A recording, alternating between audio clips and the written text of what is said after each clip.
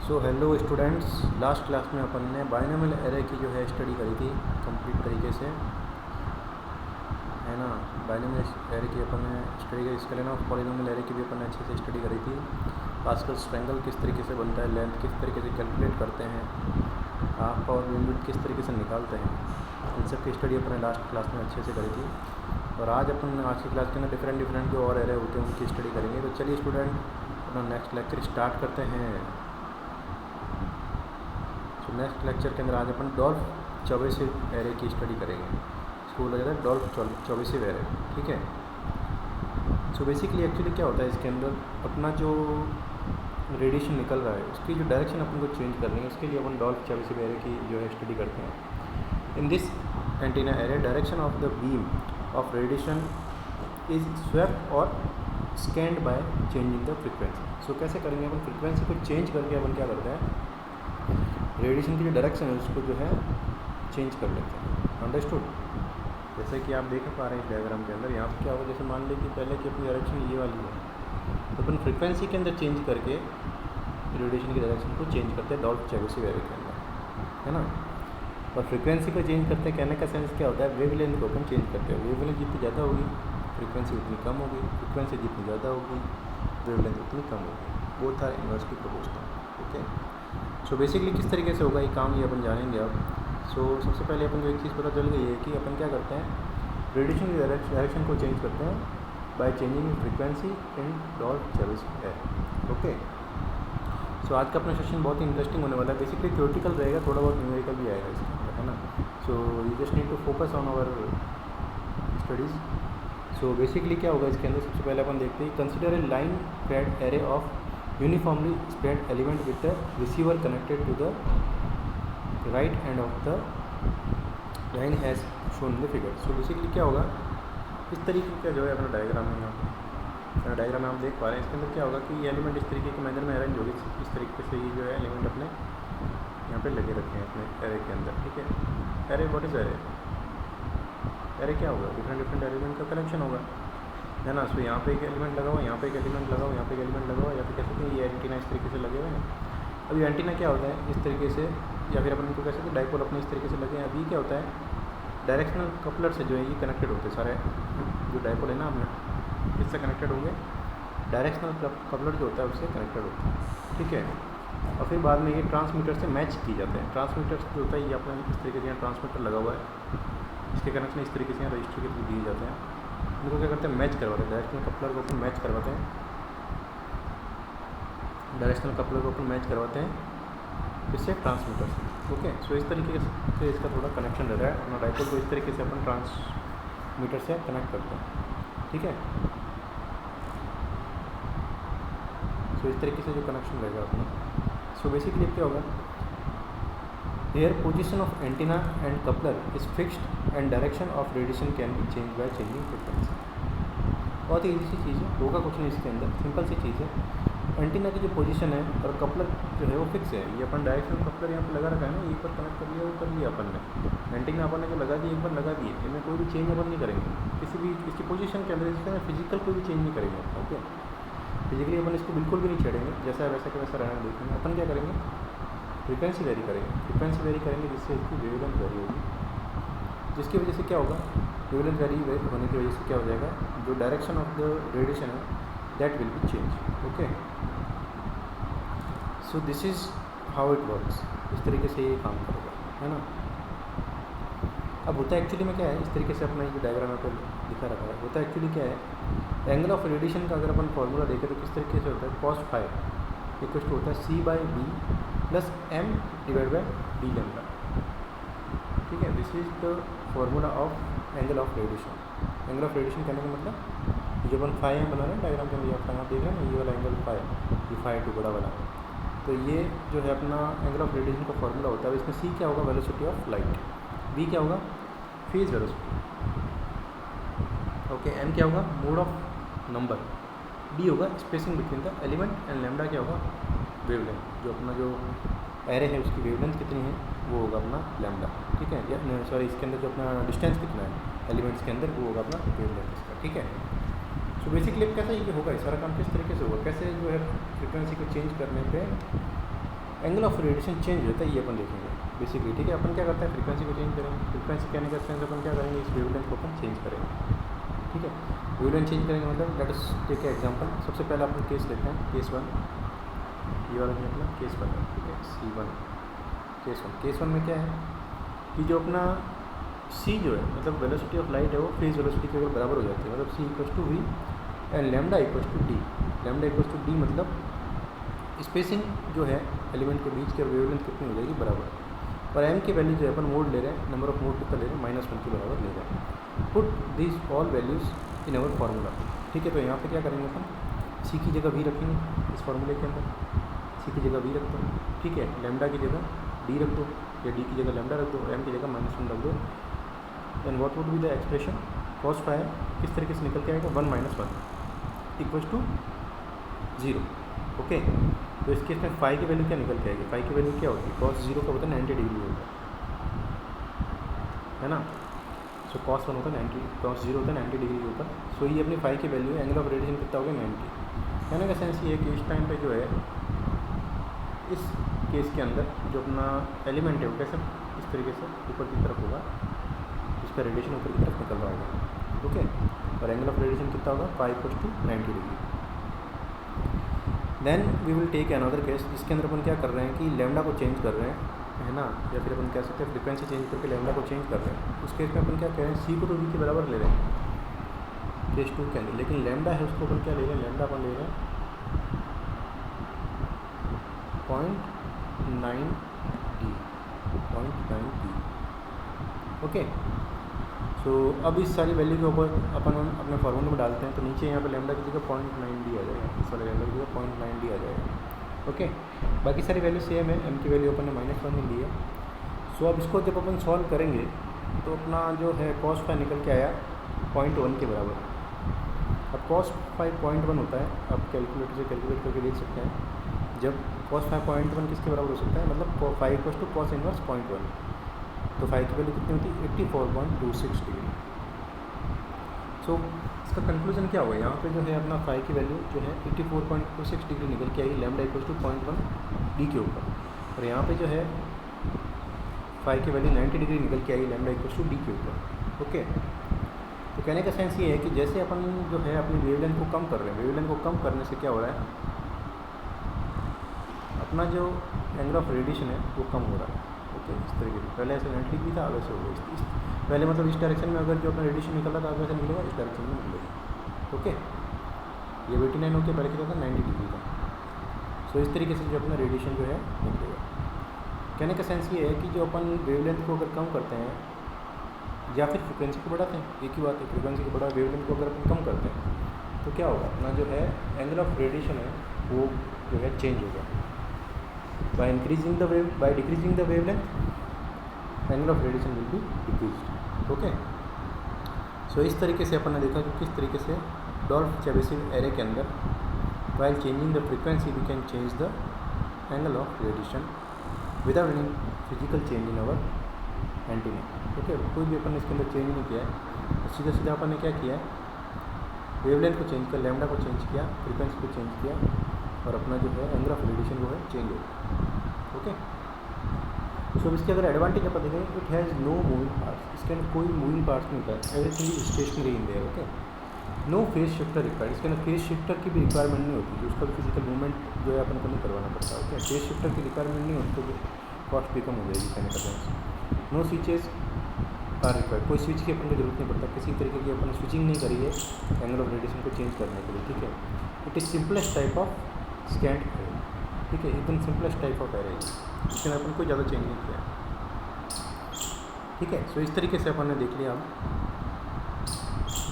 कि जो अपना Chebyshev array, Dolph Chebyshev array, किस तरीके से इसके अंदर वेवलेंथ को चेंज करके अपन जो है एंगल ऑफ रेडिएशन को चेंज करते हैं, ओके। नाउ चेबीशेव एरे का अपन पॉलिनोमियल की स्टडी करते हैं। पॉलिनोमियल की स्टडी के अंदर अपन देखेंगे किस तरीके से इस चीज़ को अपन जनरलाइज कर सकते हैं, okay. On the name of Chebyshev the first letter T is used as a symbol. So अपन इसके अंदर टी जो है इसका सिंबल लेंगे, इसका फॉर्मूला बनाने के लिए अपन टी जो है इसका सिंबल लेंगे, है ना। तो T M equals to x equals to किसके बराबर होता है, T M x equals to cos M cos inverse x, okay, cos M cos inverse x, ठीक है। ये वैल्यू किसके लिए होती है, एक्स मॉड एक्स की वैल्यू जब 1 से छोटी हो, या फिर कह सकते हैं एक्स प्लस माइनस 1 से छोटा हो।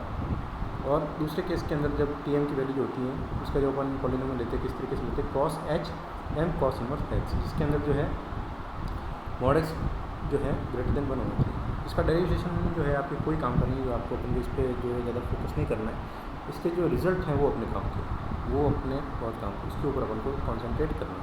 ओके, तो सबसे पहले केस के अंदर अपन क्या लेते हैं कि जो कॉस इनवर्स एक्स जो अपन यहाँ देख रहे हैं ना, कॉस इनवर्स एक्स जो अपने फॉर्मूले में अपन यहाँ पर देख रहे हैं, ठीक है, इसको अपन डेल के बराबर लेते हैं।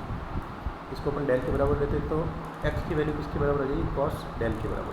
कॉस इनवर्स उधर लेके चले गए तो एक्स किसके बराबर हो गया, कॉस डेल के बराबर हो गया। ओके, सो बस अब जो वैल्यू अपन ने निकाली है उसका फ़ायदा उठाएं।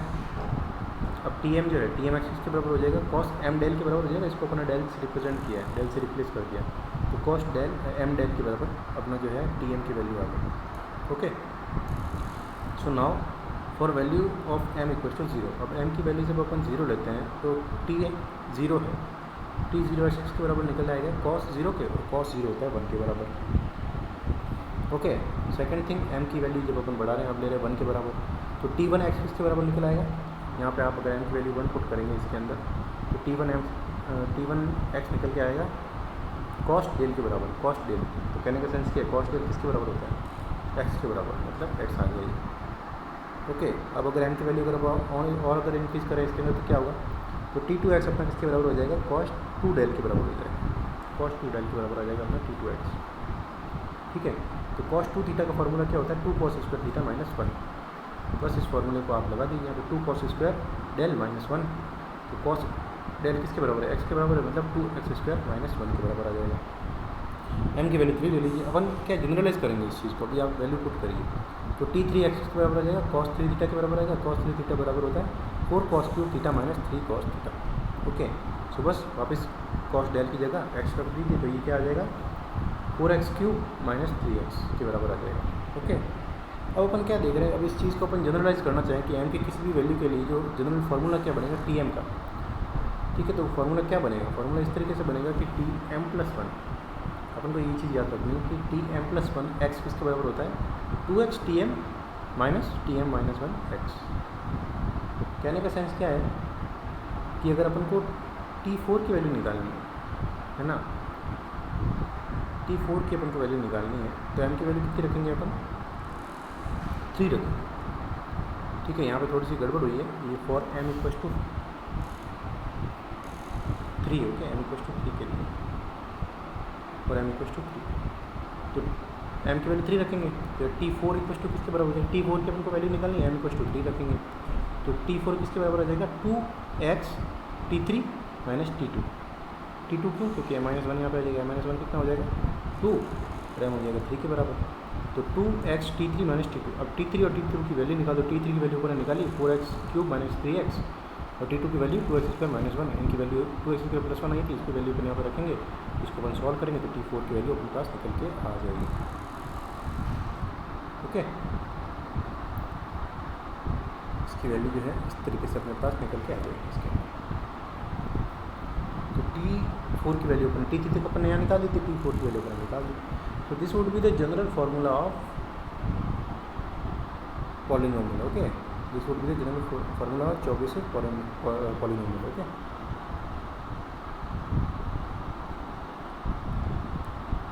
सो इस तरीके से इसको अपन ने जनरलाइज किया है ना। सो basically this is the concept जो आपको समझ में आ गया होगा अच्छे से। और अगर इसके अंदर अपन कुछ देखना चाहें कि अगर जैसे एग्जांपल के लिए अपन देखें कि अपन को वैल्यू निकालनी है, अब यहाँ पे रखिए, जैसे ये वाला एग्जांपल आपको बताते हैं, T3 की वैल्यू अपन को निकालनी है, तो m की वैल्यू कितनी लेंगे, 2 लेंगे, तो अपना फार्मूला क्या बनेगा, 2x into m2 minus m1, m2 की value T2 sorry 2x into T2 minus T1, T2 की वैल्यू कितनी है 2x स्क्वायर माइनस 1, तो 2x इंटू 2 स्क्वायर माइनस 1, और T1 की वैल्यू है x के बराबर। ठीक है, अब इसको आप सिंप्लीफाई करिए, इसको सिंप्लीफाई करेंगे तो 4x cube minus 2x minus x, जो कि बन के आएगा 4x क्यूब माइनस x, इसके बराबर है। तो ये दोनों वैल्यू सेम है या नहीं, सेम है ना, तो this is the method of cross checking. Okay, इस तरीके से अपन ने क्रॉस चेक कर लिया कि जो अपन ने फार्मूला जनरलाइज बनाया है वो सही भी है या नहीं है ना। m=1 के लिए जो है अपने टी एक्स की वैल्यू किसके बराबर आ रही थी, एक्स के बराबर आ रही थी, है ना। तो एक्स की वैल्यू अपन यहाँ पे यूज़ करी। तो this is the general formula of Chebyshev polynomial, है ना। ये फार्मूले को आपको याद में रखना है, बहुत ईजी फार्मूला है, कुछ नहीं इसके अंदर। चौबेसिव जो एरे था उसकी स्टडी अपन ने कंप्लीट करी। अपन ने देखा कि चौबेसिव एरे है किस तरीके से जो है अपने रेडिएशन के एंगल को चेंज करने के लिए काम में आता है और किस तरीके से इसका पॉलिनोमियल बनता है, इसकी जानकारी अपने ले लिया। Now we will move to phase array. ठीक है, फेज एरे जो होता है उसकी अपन स्टडी करेंगे। बहुत ईजी चीज़ है ये भी। होता क्या है एक्चुअली इसके अंदर, आउटलाइंस क्या क्या रहेगी अपने टॉपिक्स की। सबसे पहले अपन बेसिक ऑफ फेज एरे की स्टडी करेंगे, study of phase, structure of phase array की स्टडी करेंगे, operating principle of phase array की स्टडी करेंगे, एडवांटेज देखेंगे, डिसएडवांटेज देखेंगे, एप्लीकेशन देखेंगे फेज एरे की। ओके, तो इस तरीके से अपनी आउटलाइन रहेगी। अब बेसिक क्या होता है अपना फेज एरे का, ठीक है।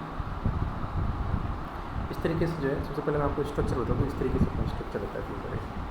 इसमें डिफरेंट एंटीना अपन एरे में कनेक्ट कर दिए, सारे एलिमेंट है एंटीना एलिमेंट, ठीक है। इनके बीच की डिस्टेंस कितनी है, डी डिस्टेंस है। ओके, डी डिस्टेंस है। ये अपने डिफरेंट एलिमेंट जो कनेक्टेड है और ये अपने बीच में यहाँ फेज शिफ्टर लगे हुए हैं।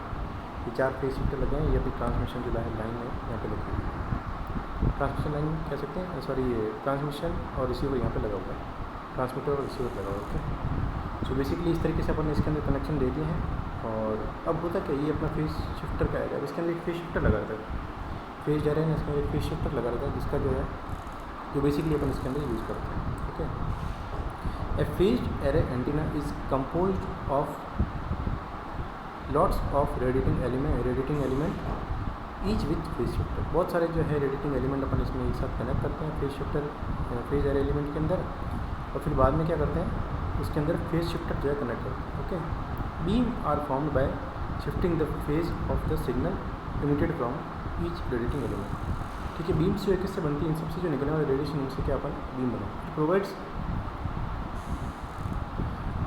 Constructive and distributive.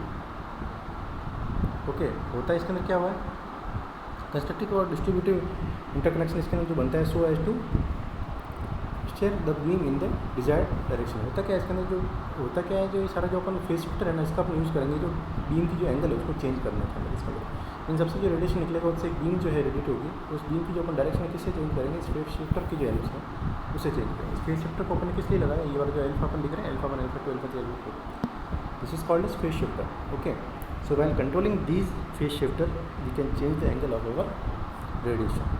Phase shifter लगा के अपन जो है एंगल को जो है चेंज कर रहे हैं। पहले अपन ने ये नहीं किया था, पहले अपन फ्रिक्वेंसी को चेंज करके कर रहे थे, लेकिन ये जो अपना फेज डर है इसके अंदर अपन फेज शिफ्टर अलग से कनेक्ट करते हैं, उसके बाद जो है अपन एंगल को है चेंज करते हैं। Okay, so how it will work, किस तरीके से ये काम करेगा इसकी अपन स्टडी करते हैं। Operating principle of phase array क्या होता है, सबसे पहले क्या होता है इसके अंदर, क्या सिर्फ direction of major loop can be obtained by, major loop का जो एंगल का डायरेक्शन होता है उसको अपन किस तरीके से लिखते हैं, psi equals to B D cos theta plus alpha, B D cos theta plus alpha. इस तरीके से अपन जो है इसका साई का फॉर्मूला निकल के आता है मेजर लूप का। कहने का सेंस है इसकी जो मेजर लूप है इस तरीके से इसका एंगल जो है ये बन रहा है, पहले ये जैसे मान लीजिए पहले ये था और उससे फिर अल्फा को चेंज करने से ये हो गया।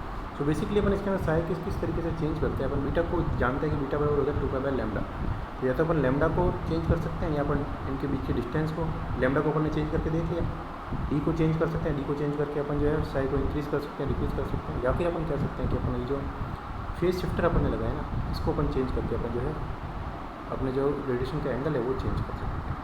सो बेसिकली अपन को जो फेज एरे है इसके अंदर अपन को एक चीज़ समझ में आ गई है कि मेन जो अपना फेज शिफ्टर है ना वो अपन ने लगाया, वो उसके ऊपर सारी जो है वर्किंग चलती है और उससे अपन जो है एंगल ऑफ रेडिएशन चेंज कर सकते हैं।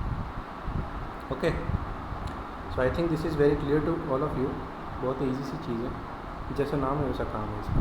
एडवांटेज देखते हैं, high gain with low side lobes, low side lobe के अंदर गेन जो है इसका हाई मिल जाता है without physical movement. String of antenna beam, मतलब कहने का सेंस, स्टीयरिंग कहने का सेंस है कि अपन जो एंटीना बीम की जो है डायरेक्शन को चेंज कर सकते हैं without any physical movement. Multi function operation इसके अंदर हो सकता है, ठीक है, मल्टी फंक्शन ऑपरेशन कर सकता है। और क्या हो सकता है, reduction of fluid signal component, जो दूसरे जो फॉल्ट सिग्नल जो कंपोनेंट आ रहे हैं उसको अपन जो है रिड्यूस कर सकते हैं इसके अंदर। डिसएडवांटेज क्या होता है इसके, तो स्ट्रक्चर इसका कॉम्प्लेक्स हो जाता है क्योंकि अपन इसके अंदर फेज शिफ्टर ऐड कर दिया है, तो इसकी कॉस्ट हाई हो जाती है और लो फ्रिक्वेंसी बैंडविड्थ अपन को इसके अंदर मिलती है। लेकिन कुछ पर्टिकुलर जो एप्लीकेशन होते हैं इस वजह से अपन को कहीं पे इसको यूज़ करना ज़रूरी हो जाता है। जैसे रडार ट्रैकिंग होता है ना, उसके अंदर यही काम आता है, फेज शिफ्टर ही काम आता है। नेक्स्ट डायरेक्शनल फाइंडिंग के अंदर फेज शिफ्टर ही काम आता है, और या फिर फेज एरे काम आता है, या फिर तीसरा जो है स्मार्ट एंटीनास के अंदर फेज एरे जो है काम आता है। Okay, so these are the basic application of phase array. So बहुत ईजी सी चीज़ है, कुछ नहीं किया अपन ने, एक बस फेज शिफ्टर इसके अंदर ऐड कर दिया, इसको नाम फेज एरे दे दिया। कह रहे हैं क्या कह रहे हैं कि बस अपन जो क्या करेंगे इसके अंदर फेज शिफ्टर को चेंज करते जाएंगे और एंगल ऑफ रोटेशन चेंज होते जाएगा। कॉस्ट थोड़ी हाई हो जाती है इसके अंदर फेज शिफ्टर ऐड होने के कारण। Okay, so this is all about phase array. I hope आपको सारी चीज़ें क्लियर हो चुकी है। स्टूडेंट जो भी मैं आपको यहाँ पे स्टडी करवाता हूँ, एक बार अच्छे से आप उसको खुद उसके नोट्स बनाइए, आपको अच्छे से लेके बैठे उस चीज़ को, है ना, तब आपको जो है चीज़ें क्लियर होगी। अगर मैं सिर्फ यहाँ पे पढ़ाता जाऊँगा और आप सोचते हैं कि आपको चीज़ें क्लियर होती जाएगी, तो दैट इज़ नॉट पॉसिबल। आपको अपने नोट्स बनाने पड़ेंगे, जो मैं यहाँ पढ़ा रहा हूँ उसको अच्छे से समझना पड़ेगा। और जो भी डेरिवेशन यहाँ पे होते हैं उसकी प्रैक्टिस आपको घर पे करनी पड़ेगी। डेरिवेशन आप जब घर पे करेंगे उसी से आपको कॉन्फिडेंस बिल्ड होगा। ओके, आप सोचते हैं एग्ज़ाम से एक दिन पहले लेके बैठ जाएंगे, रट्टा मार लेंगे, तो उससे आप हो सकता है पास तो हो जाए, लेकिन आपके कॉन्सेप्ट कभी बिल्ड नहीं होंगे, है ना। कॉन्सेप्ट बिल्डिंग के लिए आपकी रेगुलर स्टडी होना बहुत ज़रूरी है। सो मेरा आपको यही मानना है कि आप बस घर बैठिए और पढ़ाई करिए अच्छे से, जो यहाँ पे पढ़ाया जा रहा है उसको अच्छे से पढ़िए एंड उसकी प्रैक्टिस करिए अच्छे से, है ना। अपना टाइम वेस्ट नहीं करें घर की बातों में, टीवी देखने में, इन सब चीज़ों में टाइम वेस्ट नहीं करें, बस अपनी पढ़ाई पर फोकस करें अच्छे से। Understood? So now we will move to our next topic, frequency scan array या फिर फ्रीक्वेंसी स्कैनिंग एरे। ठीक है, अब इसके अंदर क्या होगा, फ्रीक्वेंसी को स्कैन किया जाएगा। अब किस तरीके से ये जो है काम चलेगा उसके बारे में अपन पढ़ते हैं। फेज शिफ्टर फिर से अपन यहाँ पर हटा देते हैं इसके अंदर। इस तरीके से जो इसका स्ट्रक्चर होता है अपना फ्रीक्वेंसी स्कैनिंग एरे का, सारे एलिमेंट अपने यहाँ पे इस तरीके से लगे रहते हैं। ठीक है, और इनके बीच की स्पेसिंग डी होती है। फिर अपन क्या करते हैं, इनको एक जो है डायरेक्शनल कपलर से जो है कनेक्ट कर देते हैं, मैच करवा देते हैं ट्रांसमीटर या रिसीवर से। इस तरीके से अपन जो है नीचे मैच करवा देते हैं। जैसा पहला वाला स्ट्रक्चर था ना, वही सेम स्ट्रक्चर यहाँ पे होता है, ज़्यादा डिफरेंस नहीं है फर्स्ट वाले में और इसके अंदर। जो अपन ने 24 वेरे पढ़ा ना, वैसा वैसा चीज़ है, सेम टू सेम है। ठीक है, in this array the direction of the beam is swept और स्कैन्ड बाय चेंजिंग फ्रीक्वेंसी। इसके अंदर भी क्या करते हैं अपन, फ्रीक्वेंसी को चेंज करके जो है अपनी जो डायरेक्शन ऑफ द बीम है उसको चेंज कर लेते हैं। हाँ, एडवांटेज अपन बाद में पढ़ेंगे, पहले इसका ऑपरेशन पढ़ लेते हैं। ठीक है, तो अपने ये फॉर्मूला अपन देख के आए हैं 24 वेरे के अंदर, कॉस फाइव को C/V plus M divide by D lambda, D divide by lambda. इस तरीके से फॉर्मूला होता है इसका एंगल ऑफ रेडिएशन का। तो इसमें C क्या होता है, वेलोसिटी ऑफ लाइट, V होता है फेज वेलोसिटी, M होता है मोड नंबर, D होता है स्पेसिंग बिटवीन एलिमेंट और लैम्डा होता है ऑपरेटिंग वेवलेंथ, फाई होता है radiation angle of beam. Okay,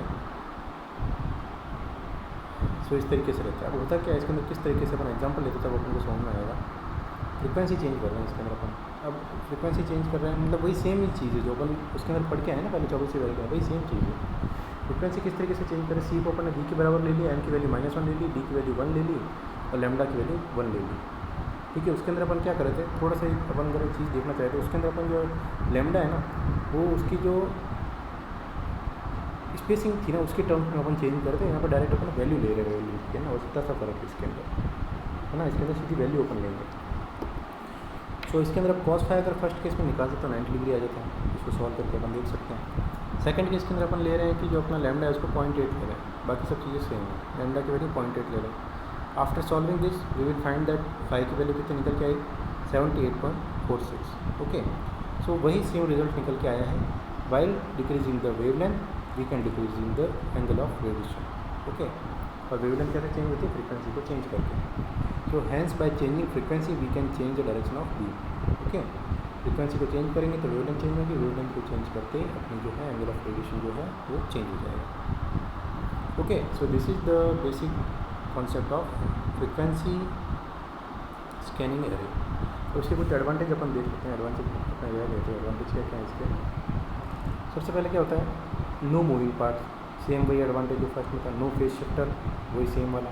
no switches, same वाला। लो कॉस्ट, सारे जो है एडवांटेज भी सेम है उसके, ठीक है। उसकी भी कॉस्ट होगी। फेज शिफ्टर जहाँ पे आ जाएगा ना स्टूडेंट, उस टाइम कॉस्ट जो है इंक्रीज़ हो जाएगी। इसके अंदर कोई फेज शिफ्टर आ नहीं रहा है तो बेसिकली कोई कॉस्ट इंक्रीज़ होगी नहीं, कॉस्ट इसकी कम रहेगी, मूविंग पार्ट कुछ होगा नहीं इसके अंदर, ओके। और स्विचेस भी हैं ना। सो basically this is a very easy concept, है ना। जब भी अपन को एंगल ऑफ रेडिएशन को चेंज करना हो तो इस तरीके से अपने मेथड काम में लेंगे, है ना। सो इन जो मेथड की अपन ने स्टडी आज करी है, सबसे पहले अपन ने देखा कि चौबीसी एरे क्या रहता है, उसका पॉलिनोमियल किस तरीके से बनता है, फेज एरे किस तरीके से काम करता है, ठीक है। और फिर बाद में अपन ने देखा कि फ्रीक्वेंसी स्केलिंग एरे जो है वो किस तरीके से जो है वर्क करता है, ठीक है। So basically this is the basic concept of different type of array, okay. So in the next class we will study for the next array.